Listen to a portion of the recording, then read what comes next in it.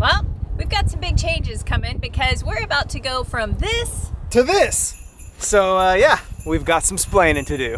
If you've been following along, you know that we recently applied for permission to sail into New Zealand. And we had to apply for permission because, well, borders are closed. And pretty much all of the South Pacific borders are closed. The good news is we were approved. The bad news is we have a boatload of problems that need repair, and that's why we were approved. So we've been prepping curiosity, we've been provisioning, and we've been keeping a hawk's eye on the weather because honestly, this is the most daunting sail that we've ever been on. Because even when we arrived in the Marquesas, we spent 25 days or whatever in the South Pacific. This sail was already on my mind, sailing to New Zealand, because we've heard all these stories over the years of sailors just getting their asses handed to them, like 30-foot waves, 40 knots of wind, like just craziness. And, well, I guess the moral of the story was always, when you sail into the roaring 40s, anything is possible.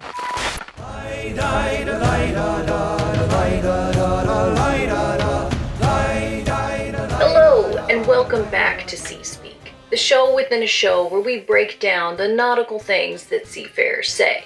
Today, we're exploring the roaring 40s, which refers to the latitudes between 40 and 50 degrees, where the constant westerly winds sweep across the Earth's southern latitudes. Sometimes they whisper, more often they roar. And of course, the further south you go, the stronger the winds grow, which is why we also have the furious 50s and the screaming 60s. Now, where do these names come from? I'm glad you asked. Let's turn to the rectangle of knowledge for some visuals.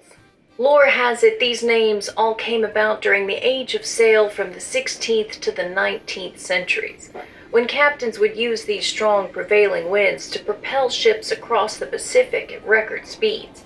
But of course, sailing into heavy seas and strong winds makes for a treacherous passage, which is why seafarers would say below 40 degrees south there is no law, and below 50 there is no God. That's it for today. Thank you so much. Now back to the main show. So not only are we sailing into a new degree of latitude with more extreme weather, we're actually sailing into New Zealand's winter, which is when most sailors would be leaving New Zealand. And typically they'd make this sail in November, which is the start of New Zealand's summer. So yeah, we're doing basically the opposite of what most everybody else does. Which begs the question, why leave now? Well, for two main reasons, and then there's one kind of bonus that we're hoping to get your help with, but I'll get into that in a minute. So, first reason is the reason we applied, which is the boat, right? Because we've got some boat problems that if we don't get them taken care of, well, they're not going to get any better. They're just going to continue to get worse. So you need to take care of the boat. The second reason is me. So I have suffered with severe allergies and sinuses my entire life, but for whatever reason, the past year or two, it seems to have gotten worse, and specifically the last 3 to 6 months has been fairly torturous. And the last month, I have actually gotten so severe that I've had vertigo, dizziness, disorientation. It's been kind of not cool. So I went to the doctor here in Tonga, and I'm on antibiotics and everything like that, but they all agree I need to go see a specialist. I need to go to an ear, nose, and throat doctor. I need a full scan, full workup. I need some help, and that is another very big reason to go ahead and get to New Zealand so that I can go see a doctor rather than continuing to wait. So that's the second one. The kind of bonus is the fact that right after we arrived, shortly after, is our 15th wedding anniversary. Kind of a big one, and that is why we're hoping to get your help. And when I have you in my arms, I feel undone.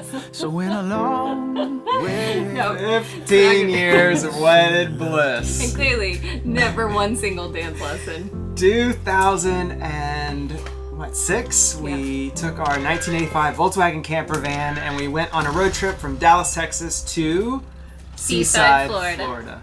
We were married on the beach, and then we spent our honeymoon road tripping back. And it was like a little blend of the champagne lifestyle, staying in some fancy places, and the beer lifestyle. Camping. Yeah.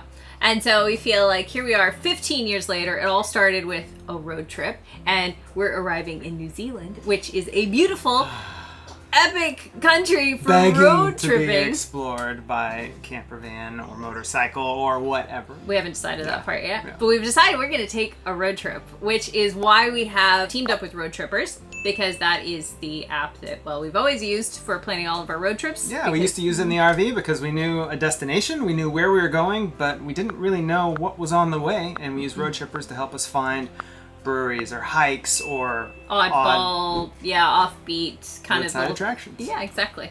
So I have put a little map together because we're arriving in the Bay of Islands because that's where we have to check in. Yeah, it's the only place you're allowed to sail into. Yes. So obviously our trip will start and end there. And I'm thinking we're going to go as far north as possible because the further north we go, the warmer it should be, I think. I mean, it's definitely a lot warmer than going south because it's like snowing down there. Right? And the problem is we don't know diddly squat about New Zealand. Our head's been buried in weather planning and boat preps and repair and all this stuff, so we probably haven't taken the time we should to plan our own anniversary trip, which is why we're hoping you're going to help us out by, well, chances are some of you have either taken a road trip in New Zealand or you live in New Zealand and you've got some tips for us. So you'll be able to see where we're headed, kind of generally what we're thinking. But if I've got something on there and it's a terrible time to go see that thing, like, oh no, don't go see that waterfall. There's no water. Anyway, it's going to be the start of winter, but I'm sure there's still some really great stuff to see. Maybe there's a really great B&B you know about. Yeah, somewhere super romantic, and then maybe somewhere a little rugged. Or adventurous. Yeah, so, I don't know. Help us out with what to see, what to do. We're looking for suggestions. Beer. What? Sorry? Yeah. Yes, we will go to a brewery. Brewery suggestions are welcome. But drop those suggestions down in the comment box below. I'll make sure and leave a link to our trip map. So you can zoom in and click around and see exactly where we think we're going. For now, until you keep telling us places. And then we'll keep adding them as you suggest them. And then that will help plan our trip. And then, of course, we'll take you. We'll take you all on it. So we'll be there together. It'll be like one big, happy, romantic family. Kind of weird. That sounds a little weird. Anyway, moving on. All right, so but before we can take that beautiful, lovely, romantic road trip. Yes, with all of you. Very intimate, romantic we road have trip. to make the sail. Yes, which means we should talk passage planning. Obviously, it has been a little while since we've personally been on a passage, and well, times are different right now. So we thought it'd be a good time to do kind of a quick overview on how we're planning our passage. Yeah, so we start here in like the pulled way out view, and that sort of starts with Cornell's Ocean Atlas. This one. Yeah.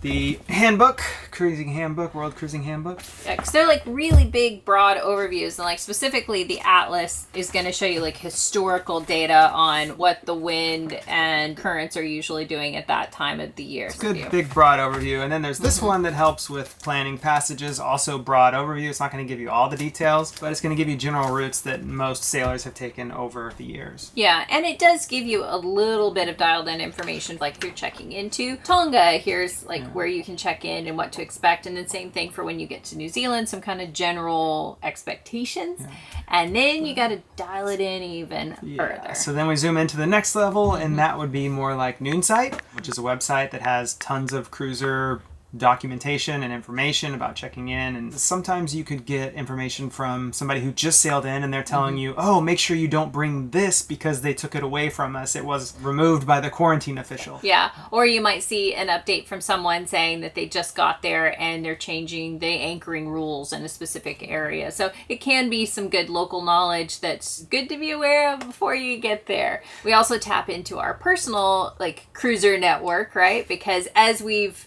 sailed around every anchorage, every new country, we make friends, and they're usually headed off in one direction or the other. So chances are there's somebody that we know already that just sailed over and checked in, and we can check in with them, and they'll say, oh, here's how it went. But unfortunately, that's not really happening right now either. Yeah, because of COVID. So Noonsite and local knowledge is a little bit more difficult to come by. Yeah.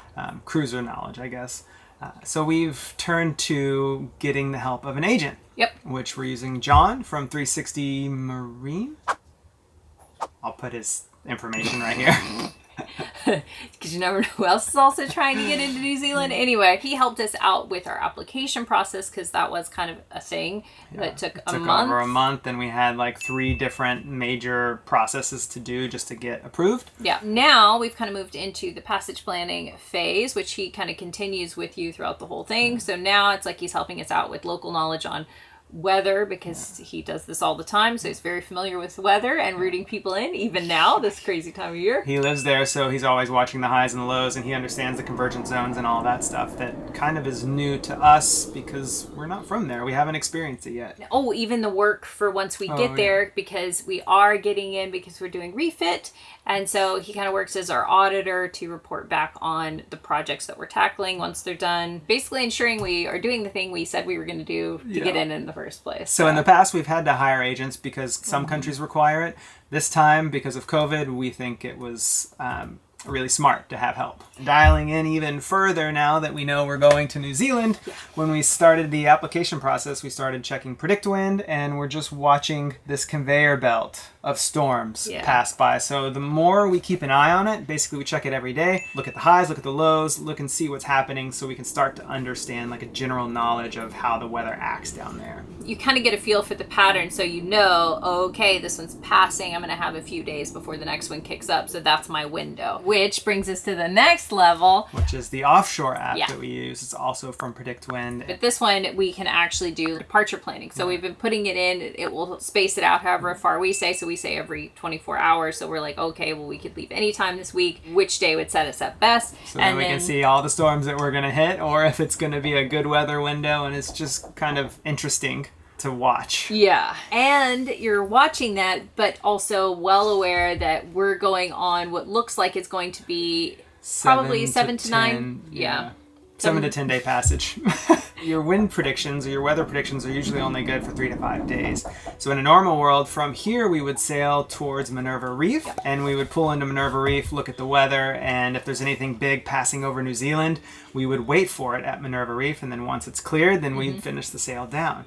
But unfortunately, now with COVID, if we stop at Minerva Reef, it resets our days, because right now they will count our days at sea towards quarantine in New Zealand. New Zealand requires 14 days of quarantine. So for 10 days at sea, then that's only 4 days left that we would need to do once we're there, and like hotel managed isolation kind of thing, or managed quarantine, I guess. And it's very expensive, which is totally fine. You know that going in, right? That you might have to do the full thing if they asked you to, but we would like to avoid as many days in quarantine as we can. I'd rather spend them on the passage. Yeah, so I've gotten a lot of questions saying, are you going to stop at Minerva? We would love to. If everything was normal, then heck yeah, we would. Yeah, because it is supposed to be really beautiful and great snorkeling and diving and all that kind of stuff, but it would eat up 4 to 5 3, 4, 5 days of our passage. Costs us a lot on the back end to stop at Minerva. Yeah. So we will not be stopping at Minerva unless it's just really gnarly and it's going to be terrible entry and we need to wait it out for safety, then fine, we'll stop.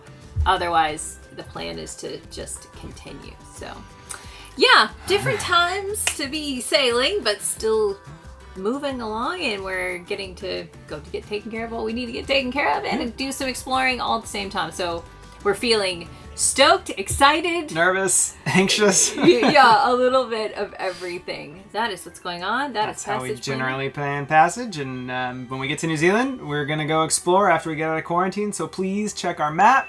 The link is in the description. Where to go and what to do, because we'll be there soon. Very soon. All right. Thanks for watching. Thanks, guys. So what's the real reason?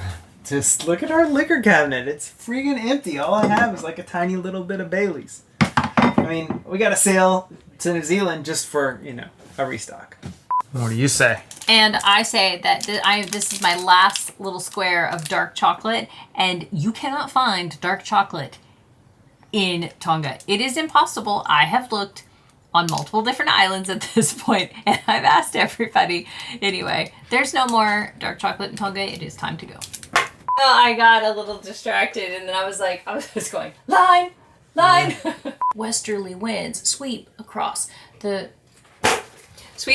Earth's southern latitudes. Oh my gosh, why did I write such a tongue twister? Okay.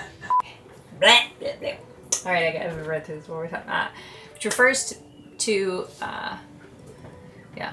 Flow around the Earth's southern latitude. You got it. It was just different words. I know.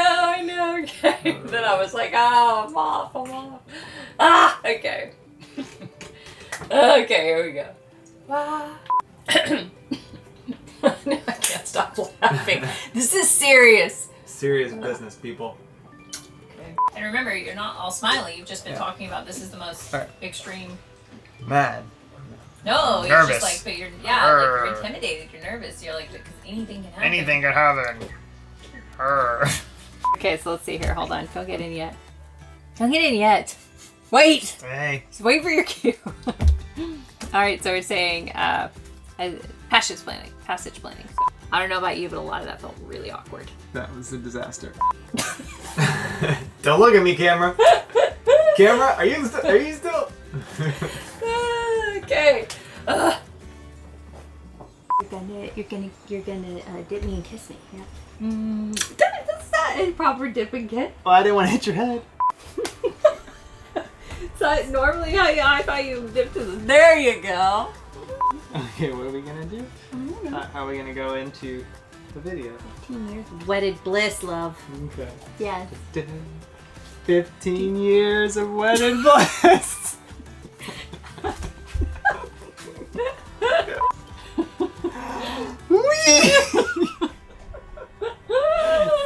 See here, if I was gonna dip you, I would probably dip you this way. Which is why I'm dipping you this way. Yes, yeah. Okay. You're acting like it's crazy. It doesn't feel right. Ready? Yeah. Okay.